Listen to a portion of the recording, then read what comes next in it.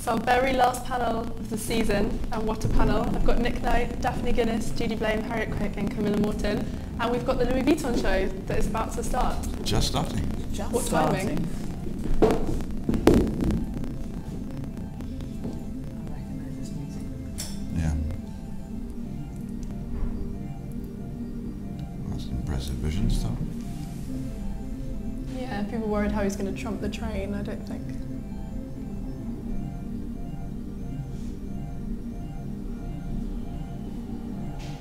There's a floor shimmering.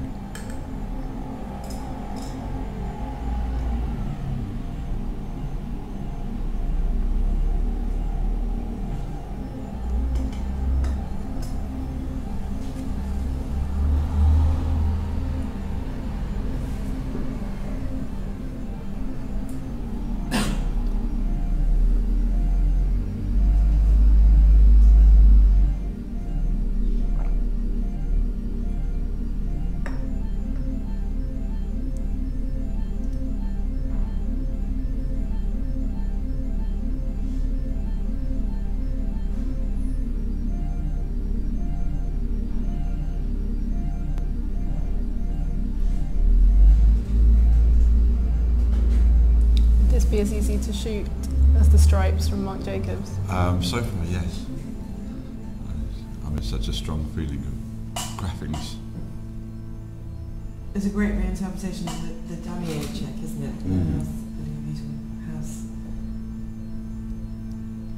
So I wonder how long the show will be, because then you want to do his show in less than a minute or something. Yeah, didn't they? He said that.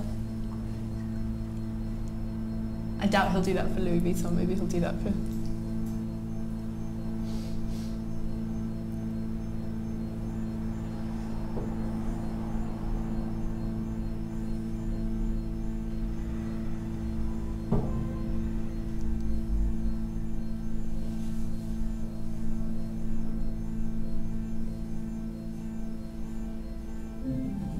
I love the escalators. It's quite mesmerising, isn't it?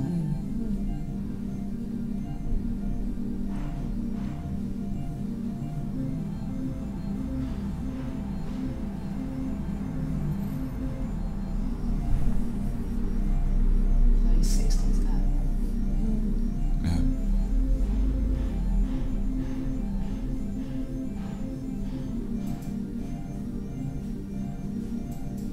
Just to move away from the design stuff, what do you think of the shows, Nick, when they come out sort of in multiples or in more of a kind of... Well, I think Mark's trying to find a new way of presenting the shows, isn't he? I mean, his whole thing of doing his Marc Jacobs show in less than 6 minutes, and his desire to do a show in a minute, I think is a real new concept of showing clothes. This is more of the same sort of feeling. It's also quite interesting to see clothes next to other clothes, like colours next to other colours. Yeah, it's a very And I like full to see picture. multiples of people. It always looks funny. Because it's like Quinescatzy kind of. It is, it's Philip Glass. Yeah. Absolutely that. I think it puts life into them in a different way when you, as you said, when you see clothes next to other clothes. And he's one of the few designers showing in Paris that's actually live streamed. It's modern. Exactly.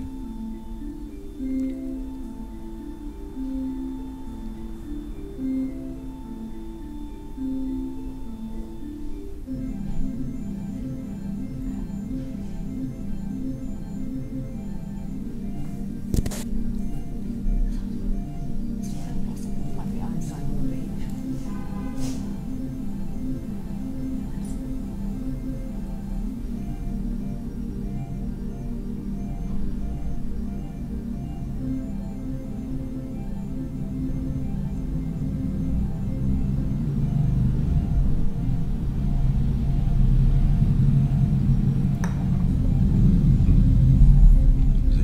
It's a very good pairing, Edie and Lindsay. Yeah.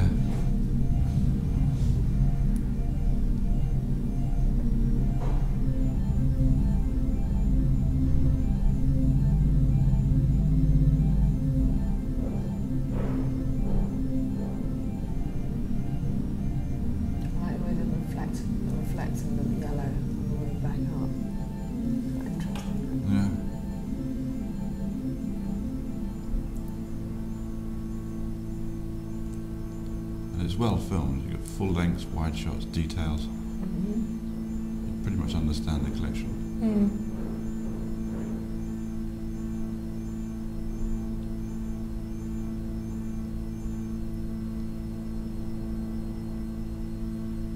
I think that might be the closing look.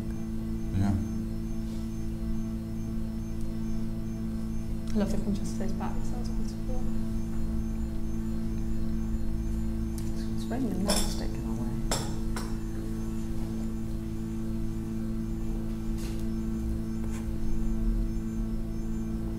Here it comes.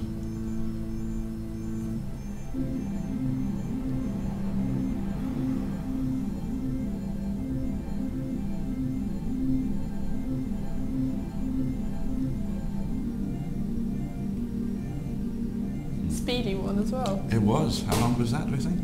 About 5 minutes.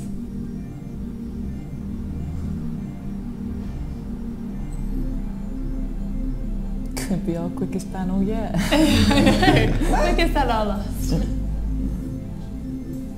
But you didn't feel like you missed the close, No. even though it was really coming at you.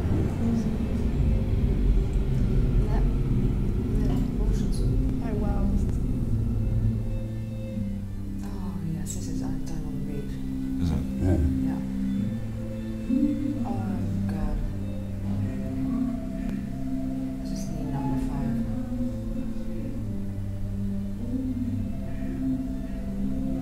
That's a great set.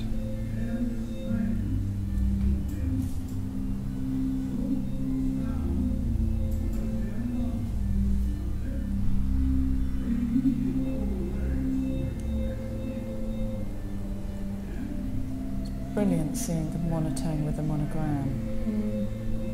That's nice. Well shot. Very, very well Yeah. shot.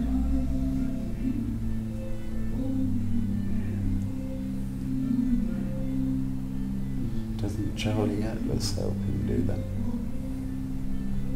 Nick, Sorry? doesn't Charlie Atlas help him do that? Does it? I don't know. I don't know Mark's team at all, I'm afraid. In terms of the styling, obviously there's Katie there, but there's Pat McGrath doing the makeup and then Marion doing the nails and Guido doing the hair. No.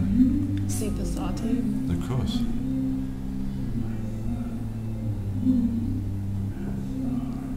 What's the voice we're hearing now?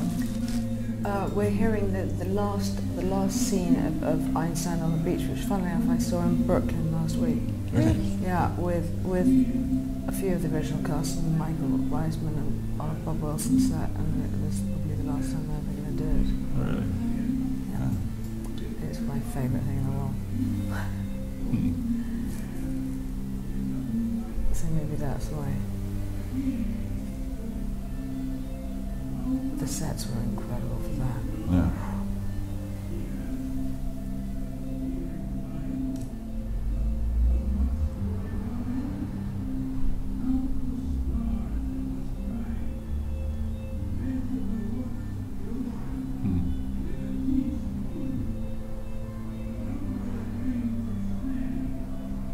Love the way this roof's shimmering.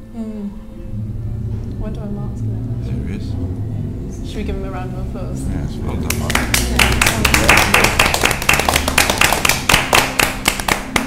Which building are they in? I don't know. Gosh, he's as zippy as They're a in the Cocarre by the Louvre. Excellent. Very And all those people went there for what, 6 minutes? Yeah. Guess what? They're probably that really slow because when they have to get to the next one, they'd be early. Yeah. What are our Great. first reactions? That was very quick. That's the quickest Yeah. show we've had all panel. I think it was great. It was very modern and it had a very strong message. And as Judy said, even though it was coming at you really fast, nothing got lost in the presentation. I thought it was really slick. But they always are slicker. Very with all, slick. you And it's know. lovely to see that modernism after last Last year's season. romanticism and historicism and that great sleek silhouette. And also tied in so neatly with Marc Jacobs' own presentation in a way that actually hasn't happened before. Yeah. It was quite a mirror. Quite a grown-up collection. Yeah. I'm interested that you mentioned the Czech Harriet because I always think it's interesting how he manages to combine this incredible focus on modernity and frivolity in a lot of his clothing, while also sort of nodding to that heritage. And do you think that that's perhaps the most pointed way that we've seen that before, with that really iconic check? Yeah, the most pointed way of seizing the DNA of the Louis Vuitton house. But beautiful in all those handbags. I mean, they've just got Cult Buy written all over them. Soft Yeah. colours. Yeah. And that beautiful yellow, that was really unexpected. Yeah. Judy, what were your first reactions? Well, I preferred it to Mark's show in New York. I found the stripes a bit retro in New York, but I didn't feel that was retro at all, apart from the hair. Well, it felt modern, didn't it? But also being, there was an element of nostalgia, but it wasn't. And it was, yeah, a really good Louis Vuitton show. What do we expect from a Louis Vuitton show? Because I think we all said it's a great Louis Vuitton, it's exciting, but what are the codes of Louis Vuitton under Marc Jacobs? Well, you always expect a show. I know that's unfair, but you do always expect a show. You always expect something that's going to be completely different, and he sets the bar higher and higher for himself each season. But I think the codes are very linked to the logo and the label and the craftsmanship behind the heritage. And I think this season, to take the check rather than the LV logo and sort of play with that, he's looking at a new aspect of it, and I think he's done it in a very inspiring way. And also, to reference himself, he's kind of tied the whole season together with a really nice bow, because he referenced what he did at the start in New York, and he finishes Paris, and he doesn't usually, I mean, obviously he will have similar inspirations going through his head because he's the same person, but he doesn't usually do that. But I think it had a really nice synergy bringing it all together. It's about travel, isn't it? I mean, that was a bit airporting. Yeah. Much calmer than the ones I go to. Serene airport. But it was an airport thing, and last time there was this sort of traveller train. I mean, it's because it's the history of the house is about Louis Vuitton's travel luxury. It's lovely the way the movement is continued through all those epic shows. All the carousel. Yeah, exactly. Yeah, it's very sublime and brilliant. But he's put himself in a very strong position, hasn't he? Yeah. One of the major shows in New York and one of the last shows in Paris. Yeah. That's bookending the fashion season. Yeah. Well, I'd like to talk a little bit about sort of Marc Jacobs the man and how he's built this incredible career, because I think he is one of the most important designers of this generation. Would you all agree? Yeah, definitely. He's got that mercurial touch, I think. He is a tastemaker and an image maker and eyes of his generation. And what I think is so wonderful, you never know what to expect season on season. He will always turn and present something completely new. He's also, I think, a brand and a trend maker. I think we were talking a little bit about this yesterday, Nick, but this idea you can separate him from some of like the Gareth Pughs and the McQueens and the Gallianos, in the sense that there's not that same drama or dreaming. Well, there is dreaming, but it's a very different kind. I think there's a pragmatism to his clothing, which I think is impressive when you see it with those incredible girls on that incredible set. And it's almost about the might of Louis Vuitton and the might of Marc Jacobs, all his shows. Is he, or could we regard him, or you could regard McQueen as an artist, or Galliano as an artist, and Gareth as an artist. Could you do the same for Marc? No. I think, without sort of trying to nationalise it, it's almost like he is a dreamer, but he's got the American dream, because he's got the brand as well as the creativity sort of like running through him. I think he's an artist in the sense of how he's shifted a brand and how he's shifted how we play with an art. But I think that when you look can at be New York, an art. you might juxtapose it against Rodarte. Rodarte suddenly feel a lot more artistic. I mean, there's nothing wrong with it. I don't want to put art as forward as a great thing. I mean, but I think he's evolved. I mean, going back to when he was at Perry Ellis and did the grunge collection, I think he's sort of evolved and he's gone on quite a journey. And some of his collections are quite whimsical and sort of they have quite a strong narrative. That one has quite a strong sort of narrative, and I think that maybe he indulges his artistic side in the research rather than on the runway. Or the way he's building this. That's a sort of being able to build each label of that. As you said, is an art in itself. But I wouldn't put him in I wouldn't put him in art. the same group as No, and I don't mean that in the No, derogatory no, style. it's just I'm not saying different better or from. worse. No, It just it's doesn't different feel from. that it doesn't, I mean, unless he's artist in the way that Jeff Koons is an artist. No. You know, sort of American Yeah. poppy, but Yes, in a way. But I'm not sure even if it's a great. He's a great fashion designer, but it's a lot about. I feel it's a lot about commerce. Yeah. And it's I agree cleverly with done. The thing about Mark, I mean, I worked with him once, and he's a brilliant team player. Yeah. He always has a great team, and he's not frightened to go, I want Judy Blame to do something this time, you know what I mean? Or I want to work with that artist, or I want... But he is the direction. But he's great at bringing people together to realise his... And I think he has got a commercial brain on him, Very but commercial. he knows how Extremely, to push yeah. ideas Do we look through it, whether it's an artist or a, you know, what's our task for the day? You know, we've got to do 20 pairs of shoes, 18 handbags, 47 scarves, but he keeps it all. Yeah, he's a good conductor. That's what I was going to And say. has a Composer, great team. yeah. He's It's a a good conductor way. of artists. Yeah. He knows what to source. To sort of Yeah. You look at Yeah. Mark by Marc Jacobs, and it's a really clever shop. I mean, Yeah. it's selling pencil cases and rubbers and things Yeah. to tourists. Doesn't detract from the brand. Don't feel that Marc Jacobs' brand is brought down by Marc Jacobs. It's a great little kind of way of you know, cheaply getting a lot of product out. there. And it's that's a clever marketing idea. Is that what modern fashion should be though, this idea, it's a lovely phrase you use, conducting, of getting that balance? Because he definitely still has a vision, but it is married to that incredible sort of commercial savviness, and is that where the future is? Well, fashion is a business. You know, I don't think it should be an indulgence, and there's an artfulness in the way one creates that image. But you've always got to remember it's got to be about selling clothes. Why is there that pervading cynicism towards that though? Because you do get this sense, especially I think in London, of kind of creativity for creativity's sake. And is that sustainable in fashion? Because as you said, it's about selling clothes. I think it is about selling clothes. I think it also attracts artists. I think as a medium to express yourself. Yeah. I mean, Lee McQueen is a great example of that. Yeah. Who had always felt like, you know, if you wanted to do sculpture, he'd do sculpture. If you wanted to do painting, you know, whatever it was. But actually, drawing clothes was his fascination, and making clothes. But it was done in an artistic way. So I think that the medium of fashion does attract the sort of, you know, the extrovert, the show off, the artistic person. So you get a lot of people drawn to it for those reasons. But you know, in the end, it is a business, and that's the dilemma with a lot of those cases. You know, you get. But I also think that it is a business, but also I keep asking myself the question: is how would one define the last 20 years? I mean, you can sort of, you know what the 60s looked like, you know what the 70s looked like, you know what. And that because it was coming out of other cultural arts as well. It sort of dovetailed into music, or it was a political statement.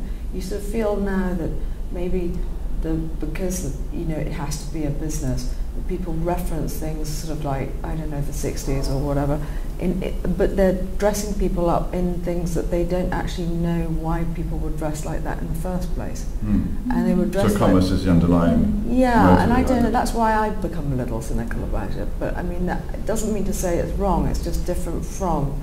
But one found ones, you used to find your gang by the way they dressed.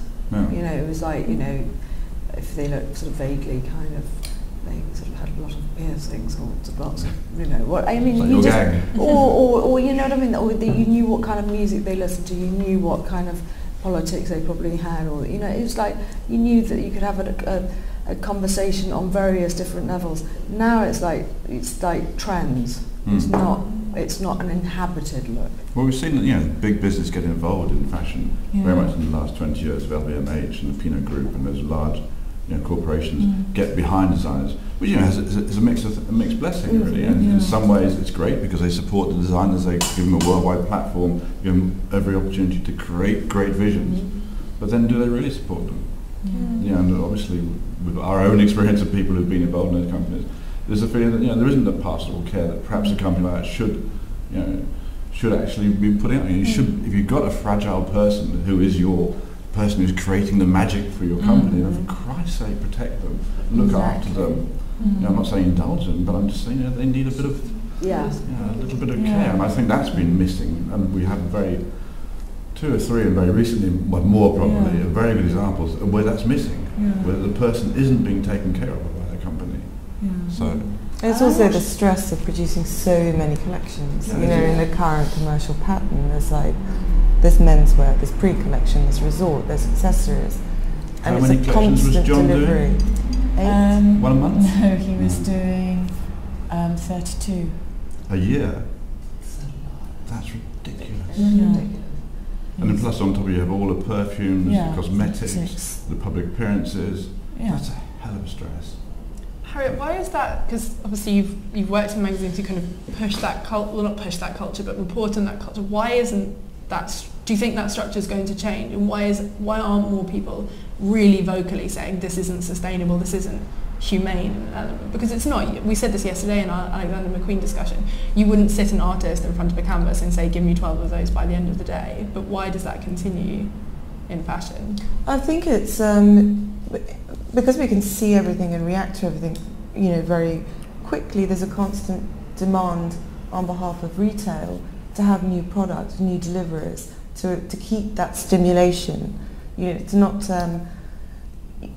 There's still an anticipation when the new season hits the shops, but it needs constantly renewing. And I think we all get bored of things quite quickly, and we want new. And so that drives this machine at a faster and faster pace. And it's also a global machine as well. I don't see that slowing down. But I don't see it connected very much. I mean, I see it connected to the world economy, or the world economy's history, but I don't see it in terms of being linked to a larger cultural movement at all. And I think from what I've had, the most interesting thing about the last 2 years is being with a lot of younger people. They don't understand any of this. They sort of want to know, you know, what really happened and what it used to be like before, which I think is quite refreshing, actually. It does feel like this is a change happening in fashion. I think we are at the cusp of a fundamental change. I mean, obviously I've been involved with the internet and the changes that's brought with live streaming and fashion film and those sorts of things, which are new ways of communicating fashion. But it does feel that there's perhaps in need of a cultural change at the moment. But it will come from, you know, the people buying the clothes or the people creating the images of the clothes. But would you say that a designer like Marc Jacobs or Vuitton does kind of tie into that culture of kind of that thirst and that hunger that you kind of touched on, that people are so ready for something new, and that individualistic nature of fashion, which references what Daphne was mentioning, and how people don't dress for their tribe anymore, they dress for themselves. You know, they want the best bag so they can have a new accessory. And do you think someone like Louis Vuitton, where they're so iconic, those accessories, and Marc Jacobs has said he's focused on trends and he's a trend forecaster, and everyone sort of notices that in his work. Do you think that's brands like that are pushing that kind of culture? Yeah, the faster it gets, the more insatiable it becomes. It's almost like fashion is a drug. It's, you know, it's you're always racing for the next hit of it, and you kind of you dive into it, and then you want more and more and more and more and more. And I think that it's almost breeding a sort of an addictive obsession about it. And the more it's exposed on the internet, the more images there are, the more you want to be a little bit ahead. Because I think there's a counter kind of current as well, in that I think a lot of the luxury houses and designers are really trying to enforce the depth and emotional reaction that we might have towards a design or a dress or a handbag, and allow one to kind of be absorbed by it for a longer length of time, whether that's through the detailing, the story behind it, the emotional connection. So that you've got this very fast speed, but what is luxury? Luxury should be about appreciation and enjoying things at a much slower pace. And also think, then luxury is what it's durability, so you can have something that you'll have for 20 years. And not quality, exactly. I mean, you don't want all the disposability of fashion is rather kind of, I don't know, I mean, I just think that's quite, got a lot of things in the world already. I think, But some designers retain their own pace. If you go into like Azadine. Azadines or Mononas, there are certain designers that just do the same thing again and again and again. They're true to because it's trends are kind of, I don't know, they're very distracting. But that's one thing that you've noticed with this collection, in the sense that it's a praise and a criticism in the sense that the pieces are so iconic. They would come, you know, they came from that collection. As much as they're beautiful, there is that sense of that very signature check in that bold colour. You'll recognise it as being. Well, it could be in a pound shop in 3 months' time. You know what I mean? There's probably someone in the Far East now copying it. Yeah. Absolutely. No, there's a few more than just one. The Louis Vuitton. I tell you, I think the difference between something like that's done by an artist is no one can never quite get it as good as them. But the things that are made that are kind of less, but it's not. Again, it's just an observation. It's not a judgment. It's not better than. It's just different from. I think there are two different things. But I don't feel that a lot of people inhabit their looks for long enough, and it's everybody's on a kind of look Rolodex. It's a sort of like, you know, I don't know.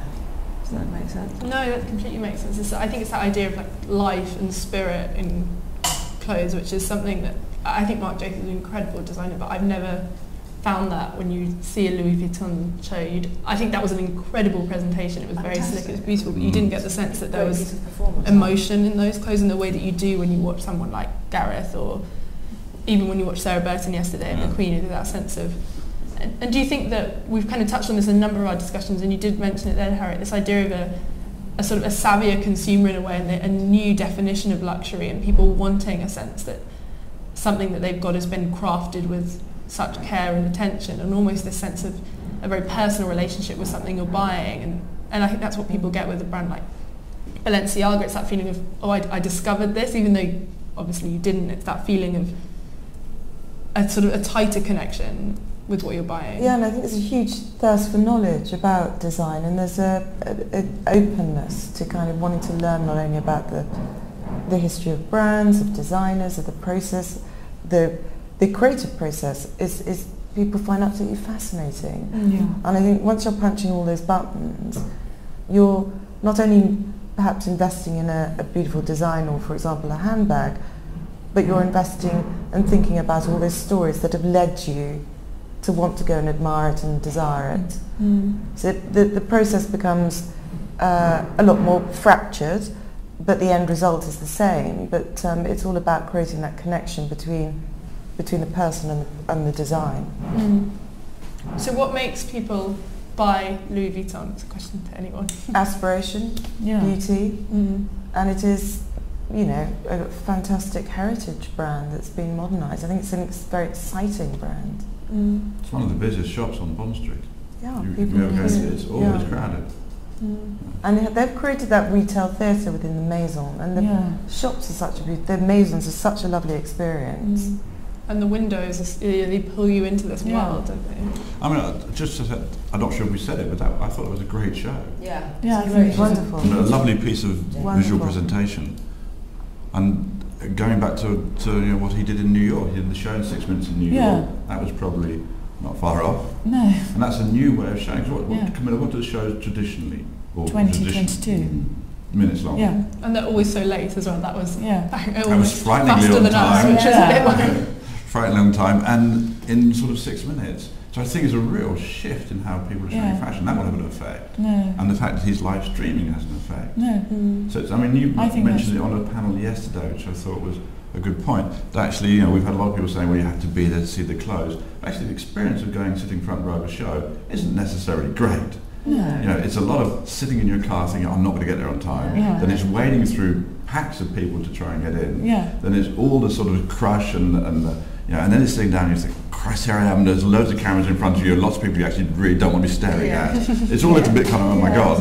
And then, you know, then you've got to overcome all those natural human reactions of exposure and everything else to look at the clothes. It really isn't the best condition to see clothes, with respect. I still like it. It isn't the best way to see them. It's a way to see them, but the shows I've sat in. And they're less friends than they used to be. Well, I've never had that many friends in any case, Daphne. No, but you do, but I mean, I don't know, it's changed so much. They're so much bigger, the shows now. Yeah, I do want to ask how a show has become less intimate. I mean, I don't know, they've just got Yeah. bigger and bigger and bigger, and then more and more people. And I guess as the internet sort of like, you know, it's fashion is now so sort of like, it's become such a huge thing that so many people sort of want to go in there. And that circus that surrounds them, is that the 22-year-old bloggers that we were talking about, Judy, is that healthy, that kind of thirst and hunger that you see? And never more obviously than when like at Lee shows, I mean, it would always be a gang of friends. Yeah, I mean, there was slight sport, but the same thing. They were a bit, you know, there's a slight kind of social intimidation of going to a show. Definitely. You're definitely in the spotlight, which you might like, you might not like. And I'm not really arguing that one as a particular sort of desires, but as a way of seeing the clothes, yes, it is a way, but it's not. I wouldn't argue it's the best way of seeing them, especially if you've got to do 30 shows in a week. You can't touch them or anything. Well, I mean, buyers always go back and do separate appointments and go through the rails. I think shows have become a little bit of a prestige event of where you are on the pecking order and things. I think it's more about where, I think sometimes shows are in danger of becoming too much about where people are sitting and not about what's on the runway. And I think these streams and the way they're opening them up and the way that the internet is changing the way you view shows, I think opening it up in this way, it is putting it more back onto the clothes and less about the drama of who sits where. We've got no idea who the front row was then. No, not really. They haven't even taken a photograph of it, which is great. Judy, you mentioned that Yoji in the 1980s took his whole of his Paris show and put it back on in the stadium in Japan. Yeah, restaged it, and the stadium was packed. I saw one in Paris and then was in Tokyo, and it was like 4,000 people or whatever. Yeah. But you could buy tickets. Like so I'm really surprised that idea didn't catch on. Exactly that. Yeah, I've seen. And I saw Kansai Yamamoto, and it was in a football stadium, and it was more like going to a gig really than a fashion show. But why doesn't Louis Vuitton or Alexander McQueen, why don't we see those kind of brands doing that? Because there's clearly such a thirst for it. And if you look at the show, like that train from last season, it cost like $6 million. I don't think Louis Vuitton has to do it. No. Or they keep it smaller, I mean, much as everyone wants to be. But do you think that plays not elitist about it? There is still that. But do you think that's part of fashion, the exclusivity, the sort of elitist part of it? Yeah. And that's what people are holding on to at shows and reluctant to give up. The idea that a few privileged people can see this. But also if they gave it up, would that change the hunger for fashion? You've got to think of it from that degree as well. Well, fashion shows aren't just bums on seats watching the catwalk. There's a lot of politics and business that goes on all around the shows. It's just a question of grouping. I think my problem with the shows has been the way that they're open to everybody. I mean, there is a sort of mystique that they should be an elitist thing for connoisseurs almost. Yeah. But actually then the connoisseurs never spoke to the public, they spoke to other connoisseurs. So the whole of the communication about fashion was redirected inwards towards industry. Yeah. It never made that step from the inside to the public. I think that's what we've tried to do with these talks, is to say actually fashion's really fascinating, very interesting, totally relevant to our society, and important to talk about in a much more exciting way. That's what we're trying to do. And I think that's been the mistake of fashion, is to talk to itself too much and allow everybody else to feel uninvolved. So people consequently go for the most trivial stuff, the scandals or the sort of the believing models or whatever it is. And that's how the public appreciates fashion. But actually we all know through your work within it that it's profoundly interesting and relevant and important. Well, I think sometimes you look at fashion stereotypes. I mean, I enjoyed AbFab and all of that, but you look at these stereotypes that they put over of what fashion people are, and actually it is hard work and it is a business. And I think I know when I used to say to people I was working in fashion, they used to think that I spent the whole day skipping around shops with, baskets of flowers or something ridiculous. But actually, as well as doing that, it is a it is an industry and it has a wheel, and you know, one of the good things about going to shows is it is a melting pot of like minds and ideas, and you can sort of sometimes bounce ideas, and you sit next to somebody great and you strike up a conversation or this, or you go backstage, and you know, I think there are those sort of almost like meetings of minds and ideas there. But I think fashion, because they wanted to keep it behind the Iron Curtain, they didn't want to share it at first, so they let these stereotypes slip out that were a little bit misleading, and now we are trying to sort of like catch up with ourselves, I suppose, and sort of... I think fashion's way ahead of us. I think actual medium is way ahead there. You know, that's being consumed now globally. Yeah. So that's people. I mean, want it's that fabulous. They're not to waiting know for how Vogue many magazine to tell them about that. They're not waiting for any magazine to tell them about that fashion. The consumer has already seen it and desires it. The magazine is now out of sync with that. Yeah. What is its relevance?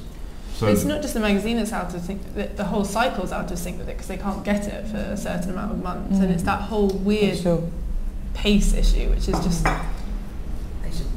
They should have it all ready to go when they show it. So take a season off, prepare the next season, and you just buy straight from the catwalk. Yeah. And that's what Burberry started doing rather cleverly, when you could buy hero looks directly. Far East from doing knockoffs. And satisfying that instant demand. And didn't Topshop do it as well? Topshop, you could sort of customise the pieces as they came down the runway. You could see them in different colours and buy it. It was very technical. Wasn't it J.W. Anderson who was saying that he wanted to do that? Yeah. To actually sell, to prepare the collection. Yeah. And when it goes on the catwalk, you can buy it. And that's its one point. Because his point as well was how much it gets filtered down by the time it actually comes out. And he says sometimes the statement you wanted to make just gets kind of lost. And also some of the things that you really loved on the catwalk never get made. Often. It's always the thing you want. I mean, and it's always, oh no, that was the showpiece, and you go, it's because it was all... But that's the filter of the buyers, isn't it? That they're buying for their shop in Kansas or wherever it is. They say, well, we're not going to have that piece because it won't sell. But that's why Moda Operandi, that's what they do to try and counter against that. But I also think, I know if I was a designer and this collection wouldn't hit until, this is spring summer, so it won't hit the stores till April, May. If somebody asked me in April, May, oh, what was your inspiration? And he probably would have designed that last July. It is sort of like, it's such a huge amount of time. But do you think that's the reason why a collection like this is so strong? Because whatever pieces filter down, that aesthetic and that vision will remain. Well, you have to be so strong with your vision. Exactly. It's so forward-looking. But that's where the show becomes a spectacle. Yeah. That's what Lee McQueen got. Yeah. With Plato's Atlantis, he understood that this is a spectacle. Yeah. This is my moment where I'm saying, this is my expression of my season. And this is what Mark's just done as well. Yeah. He doesn't, and interestingly, the advertising campaign that he does for Marc Jacobs won't reflect that at all. No. I mean, Jürgen, who's a great photographer and actually a dear friend, will do something, but it won't look at all like that. Yeah. It'll be a very different aesthetic. So it's a sort of, the designers I think are realising this is their chance to make a visual statement, in the way that they used to through advertising campaigns. So. I do think it's a fascinating time. I think lots of things are changing. Are shifting, What do you think makes women buy clothes now? Where do you think because we all kind of said the consumer's already hungry for it, we can see that by the tweets racing through, but do you think it is still, like, where does that thirst for a collection come from now? Seduction. Yeah. I mean, there's so many things that push you to buying things, isn't it? It can be peer pressure, it can be insecurity, or it can be just the love of the beauty of it all. And there's a whole combination of psychology that gets us to actually go and buy and spend and invest in things, and I think it can work on many, many different levels.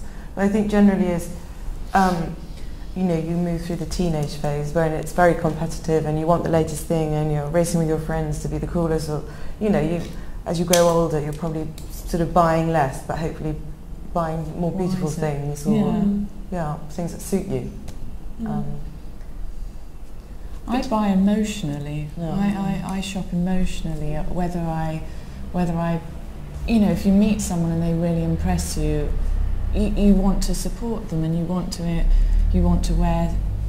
wear their flag almost. And I think that you do sort of make yourself their billboard. And I think that you can sort of I think you can shop emotionally, and you can get seduced by stories and people, and you basically you go to these shows, and it's like masses of speed dating. You see which person catches your eye that season, and you've just got to be an outrageous flirt and let everybody seduce you with their story. That's how I go to the shows. I date. Get in there first. I date. Fashion slut. I'm interested that you say that story and that idea, because I think that sort of personal connection with clothing, that's one thing that I kind of touched on this before, but I'm just trying to sort of work it out in my head. I find it interesting with a brand like Louis Vuitton, because there isn't that same sense of kind of, that kind of personal connection you get when you date someone of it is mine and I am theirs, because there is always a sense of anonymity to Louis Vuitton, because it is so huge and it's worldwide and it's global. And do you think that can continue?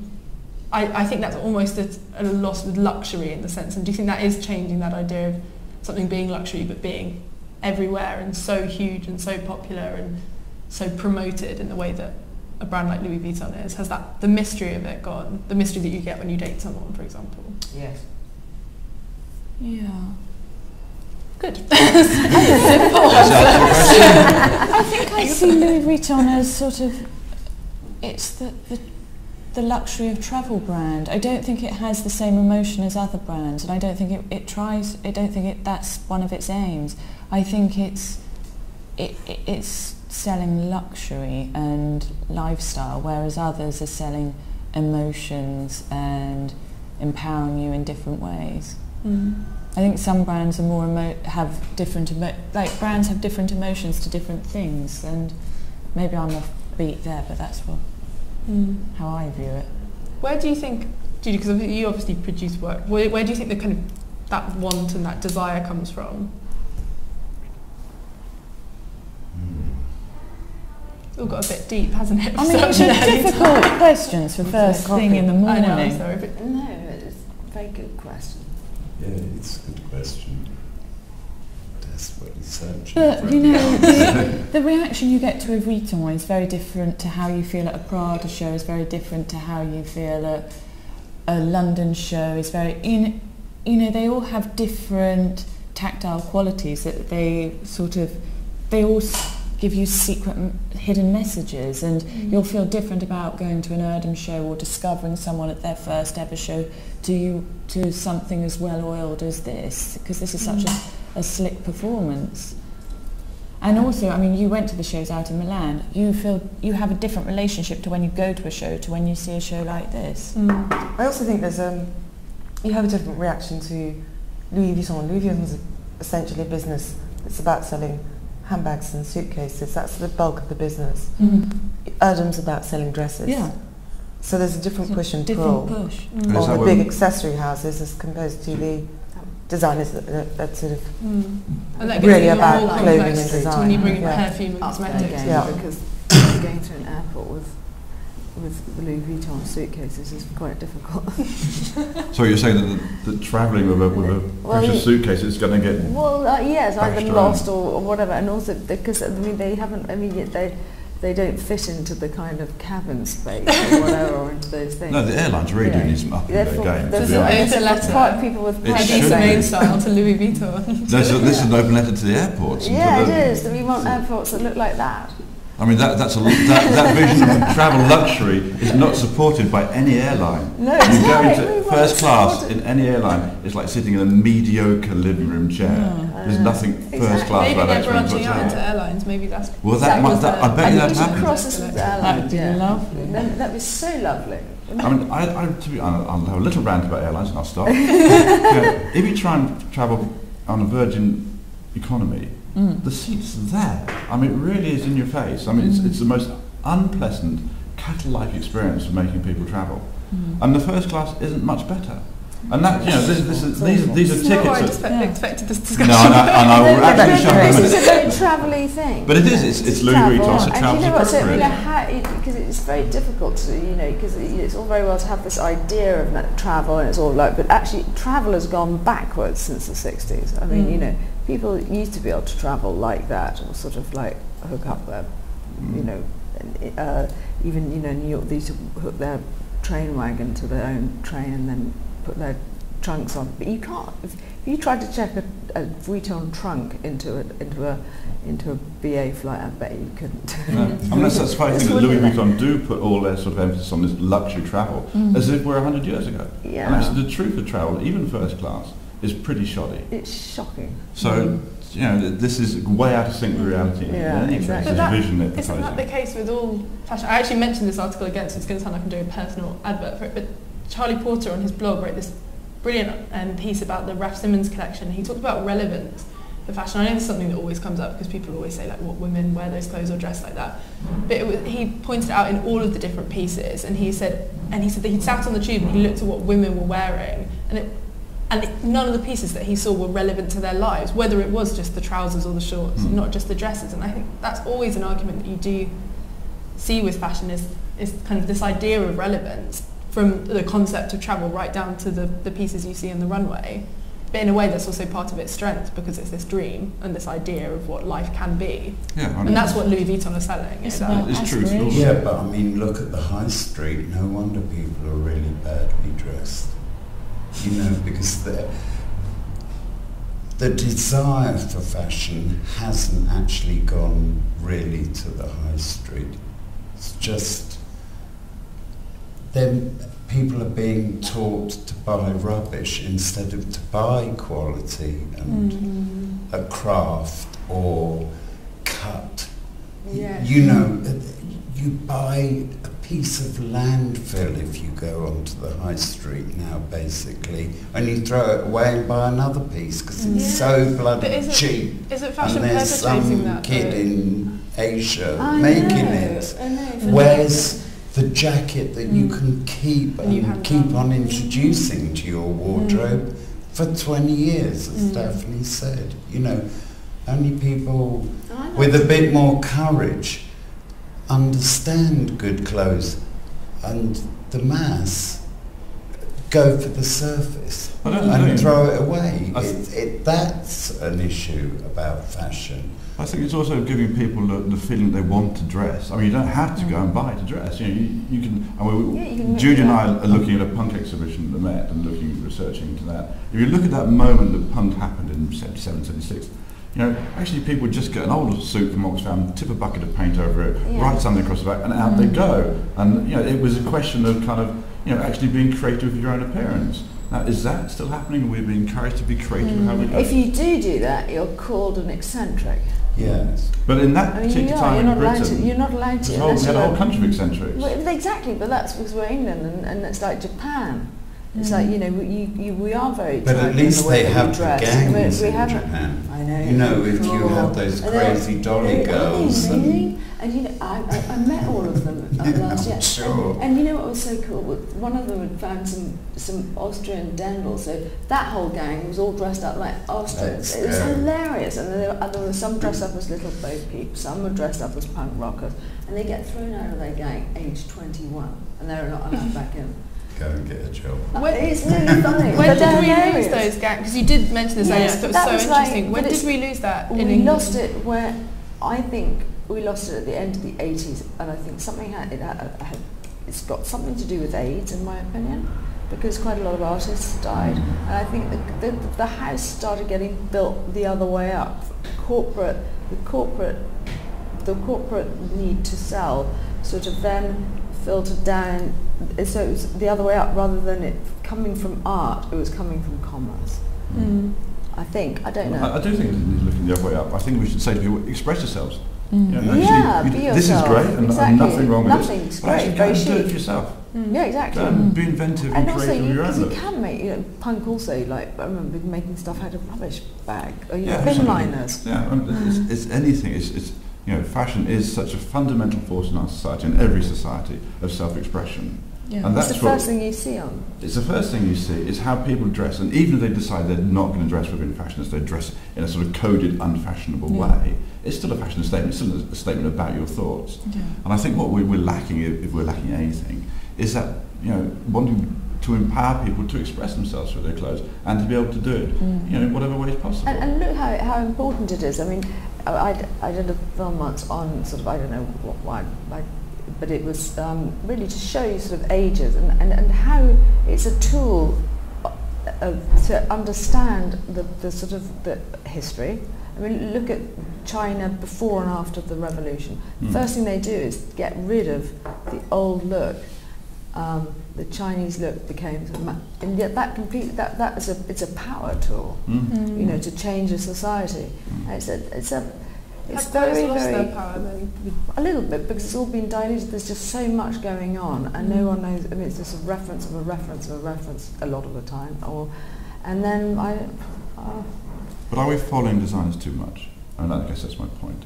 We're looking at these collections and they're fantastic clothes, and lots of them in lots of different ways. But actually, should we be saying to people, don't look at this stuff? You know, go and do it for yourselves? I think a bit of both. How do you think that modern women get dressed? Do you think they do still think about this idea of kind of self-expression? Do you think they think about fitting into a group? How do you think that people get dressed now as opposed to how they did in the times we're talking about, people when they did dress for gangs? Do you think that has markedly changed? I think there's as many different ways of getting dressed as there are personalities, I mean, and characters. You know, we're all different. We have different kind of triggers. You know, and whether you're dressing for your office environment, or you're dressing on a tiny budget, or, you know, there's so many different lifestyles and needs. I think at the same time we all want to adorn ourselves and look the best possibly within the time frame and, you know, that we might have. But I think in terms of fashionability, you know, in the last 10 years, I think everyone's become way more fashionable than maybe they were previously, because there's a lot more fashion out there, there's a lot more awareness, a lot more knowledge. But do you think that process of becoming more fashionable, as you put it, has taken away from what Daphne and Judy were mentioning, of that idea of not being fashionable but being expressive? I don't know, because I think, you know, you can wander around and see sort of teenage kids, and they're really expressive in what they're wearing. Are they? I think so, yeah. I don't know. I mean, I'm looking out at the street, and I was, you know, particularly because I'm doing this punk exhibition. Sure. I've been looking at what the street's looking like now, and I don't know if it is that expressive. It's about 85% jeans, that's what I can tell you, because I always do that. So I always look from the bottom up, and I take sort of like a reading of the street. Yeah. And it's quite interesting. Right, denim. Yeah, lots of denim. But Judy, what do you think? 'Cause you're well, I think that there is an air of conformity around at the moment, where people, and the media does have a responsibility towards this, the way they kind of, you know, push you into a group. It's too big, the group now. And do you think, you know, I mean, and one example it's for me fashion and style is the Olympics, right? Well, according to the papers, it was the most glorious, the whole of England got behind it. Well, I'm sorry, I live in Stockwell, and there was one very tatty Jamaican flag, and not a Union Jack anywhere. The only place the Union Jack was in the windows of Marks and Spencer's in Brixton. They had a lovely Olympics, but everyone around me, do you know what I mean? Yeah. But according to the media, it's like the whole nation is behind this thing. It's a lie. Well, the media that kind of manipulation stops people wanting to be. I mean, there's always going to be troublemakers here, but I mean.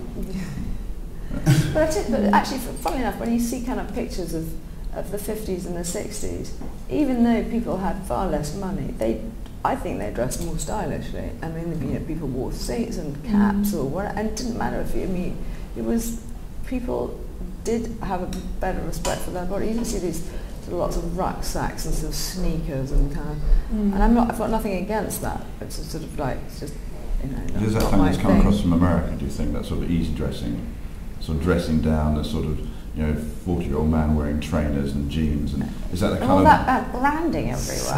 Generic. And I hate seeing kind of like things written all over it. But isn't this a new kind of branding, because it doesn't have a logo, but everyone knows what it is? Thank goodness. But Yeah, but that's But you class. see a picture of Sir Oxford Street circa 1950, and you see the same picture taken today, and I'm telling you, the people would look far more stylish then. Maybe that's why designers are so nostalgic. Sorry. No. I don't know, and more uniformed, and sort of like, you know, it's nice to see people.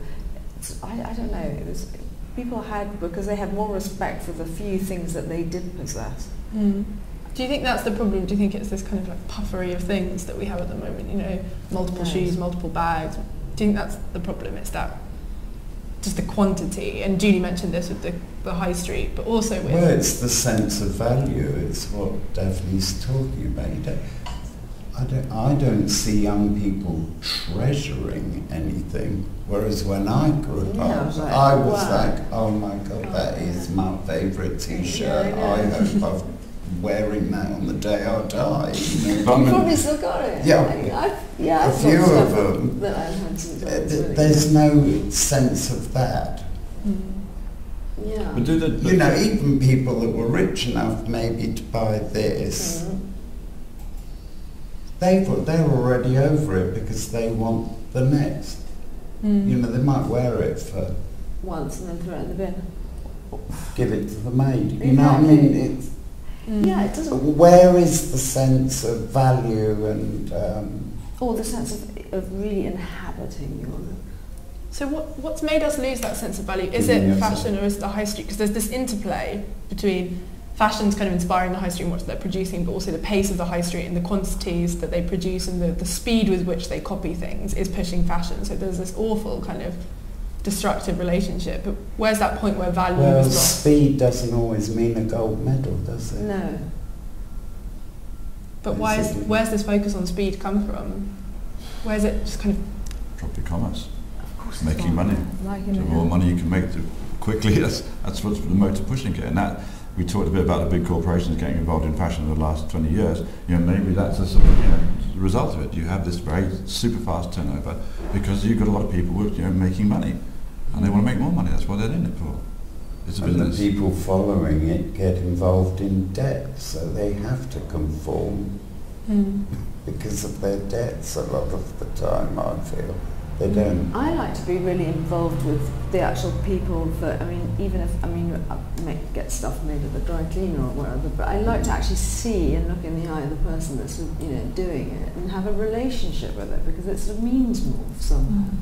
You sort of, I don't know, it's quite nice that. I like having... Yeah. What age age it's group? strange that, but... No, I think it's natural. It's a human thing. But what age group's buying this? Harriet? Yeah, what age group? I'm asking you. You're the expert on age group. Yeah. Who's actually buying the clothes? What age group of women are buying these clothes? Do you think? I would say late 20s to 40s. Right. So it's a slightly older bracket. If you will. But it's not just the clothes, it's who'll buy the accessories and who'll buy the... You know, exactly, but if you want to go in there and buy a keyring, you know, you might be... I mean, I think the whole of the fashion circus is to seduce. I think, you know, since New York, I mean, if you want to kick it off with Mark to Mark, you know, I think the whole fashion month has just thrown out ideas to inspire people, or maybe be it colours, be it proportions, be it silhouettes, and they're to sort of guide fashion for the next season. I think, you know, I think there are definitely problems, but there are also some very positive things that have come out of this season. I think this was a strong collection, and I think there were some really, as much as maybe there are moments that are a bit vanilla at the moment, there are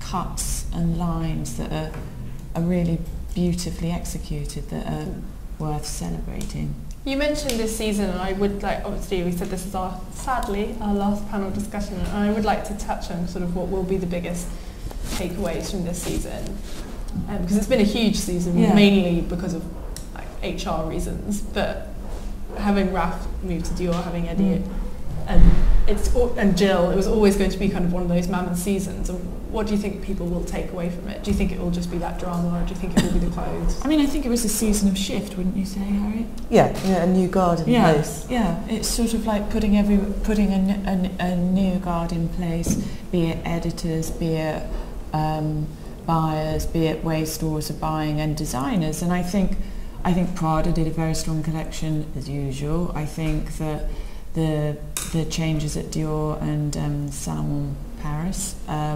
made its exclamation, but I also think that sort of caused everybody to reassess their game and push things more this season. I think the sort of like the light and the positive colours, I mean, if you look at that picture where we are now, I think that it is pushing things forward. I think it's all about moving forward. Which is a modern season. It's a modern season, and not I think Saint Laurent.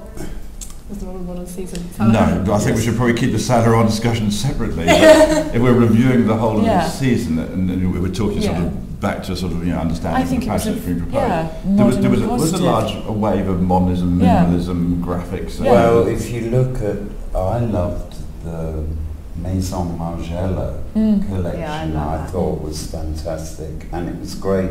Not just Rath, but Veronique Branchino, I thought did some really good pieces. So it is that time of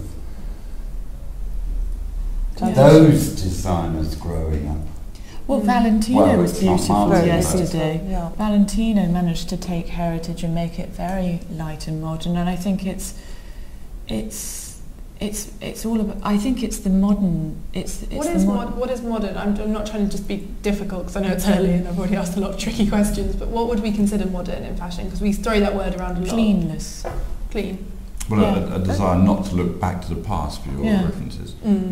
So. There's a lightness and the actual transparency that's been through many collections. That feels so right, doesn't it? Because it's light and airy. The lightness. I think we're living in quite a heavy time. There are a lot of different new, extraordinary things that you can do which actually haven't, that will change in the next few years. It's just that, I don't know, the clothing world hasn't really caught up with the technology that is out there. Who's been pushing the modern fabrics? Has any designer particularly taken that on as their mantra? Stella McCartney. Does she? Yeah, I think so. Valentino, Grace. Comme des Garçons. Even if you look, his name has gone out of my head, but it's really annoying me. The new designer at Calvin Klein, there is this much more of a focus on. What's it called? Francisco Costa. Yeah, like big focus on fabric. So Daphne's right. There are very new inventions coming in fabric. I mean, some of the fabrics that they can actually take your sort of pulse. Just tell you if you're going to have a heart attack. I haven't seen many. But they can do that. But isn't that a very positive thing? This focus on fabric. I think that can define luxury itself. Because those fabrics are so intense in development. They're incredibly expensive. But again, that's a seduction, isn't it? To have a very forward-thinking, malleable fabric. Incredibly light. The lightness of them is remarkable. There was some on the Versace dresses in couture, which it is this fabric that floats like a sort of jellyfish. But do you think that's a positive thing, this move away from surface and embellishment? Yeah, I mean, I think embellishment was really stripped out, and because that was obviously something that Vuitton really pioneered. Yeah, but also I like the way at Versace. I mean, I didn't get it at the time because we were watching the photographs, but I like the way how she said she took all the corseting out, and I think the sort of like the structure and the proportions have gone a lot softer this season, wouldn't you think? I mean, okay, now I'm going to contradict myself because I immediately think of a show that didn't do that, but I think because fashion evolves all the time, I think in difficult and dark times, fashion is pushing forward to a positive and a feminine and a lighter note, and I think that is what this spring-summer did, in a way. Any corsets? Well, there was a bit last night at McQueen, but they were soft corseting. You know, it wasn't aggressive in the way that corseting was. There was shape and structure throughout the season. There have been. But the body has been less restricted. But has it been a slightly asexual? I'm sorry? It's a question rather than a statement, but has it been do we think it's been a slightly asexual? I think there's been caution. But I think good in a way. Like I hate these kind of, everyone presumes that men and women should dress completely differently, and there was this big hue and cry.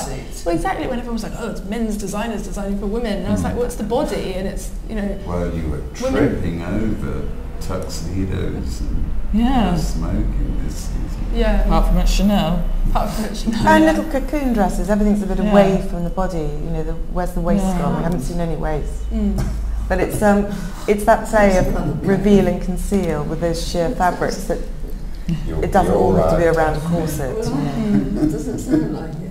No, remember the Gareth Pugh show? Yes. That was Yeah. sublime. Yeah. I think that was a real knockout. Are we doing our favourite show? Is that what's happening at the moment? I couldn't possibly just do one I can favourite do. show. I liked That's a cruel Ron question. Van Halbert Yes, you still did, is didn't you? ripping it up on that kind Yeah, of old school, new school, yeah. different, modern, old. And I liked I like the joy Nina at Jean Ricci Paul. was quite Mm. The go-to The show joy, had yeah. joy. I mean, it was retro. bananas. and Yeah, ring, but wasn't it was Oh, yeah, uplifting. It's always exactly. nice to have a... So Good it? year. There was a few Yeah. gangs going down that Yeah. catwalk. has it been, I kind of want to, has it been a positive season, do you think? Yeah, but I think, like with champagne bubbles, unexpected things rose to the top.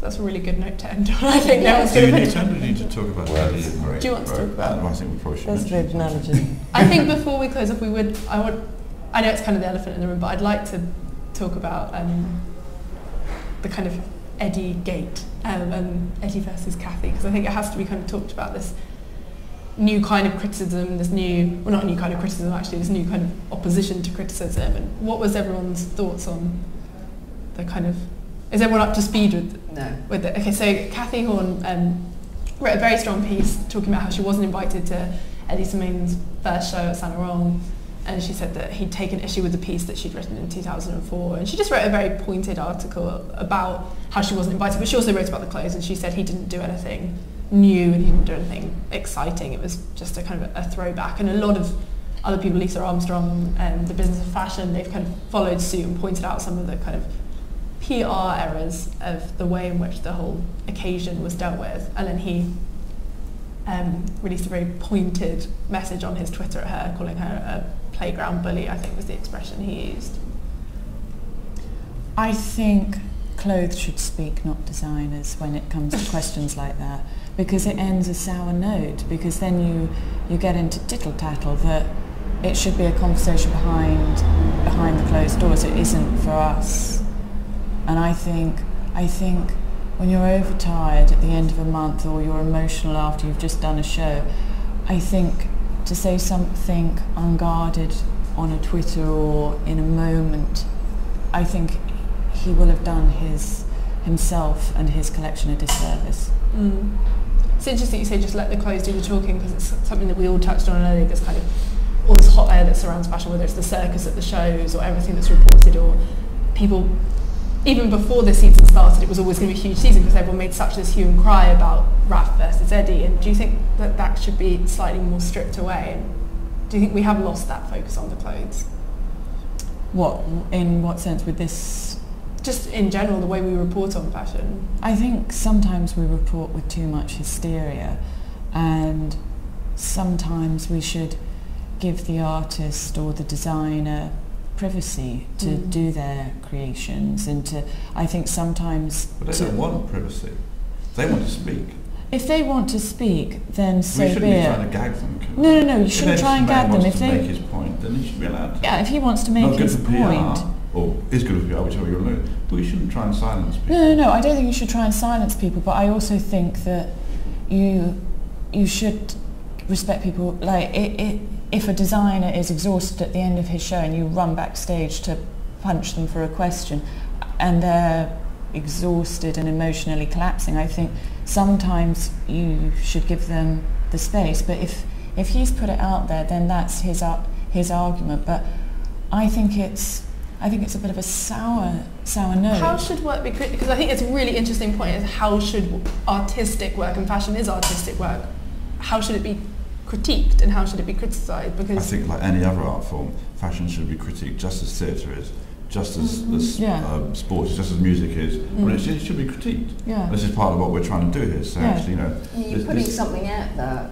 I mean, people are going to have a opinion. point of view. But the issue with the Saint Laurent thing was, I think the criticism was focused much more. It was much more of a personal type of criticism. Criticism doesn't have to be negative. Criticism is very positive. It's a very healthy thing to have. I think fashion should have a strong critical forum. And the thing we noticed trying to put these panels together is some people would not appear on these panels. So I can't possibly, I might offend my advertisers. This is from editors of magazines, stylists, who refused to come and talk because they were too frightened of losing advertisers. That's a bad situation for any art form to be in, because it's not willing to have its own critical forum. Fashion deserves a strong critical forum, not sycophancy. It should be something, people are allowed to criticise, and it's going to hurt.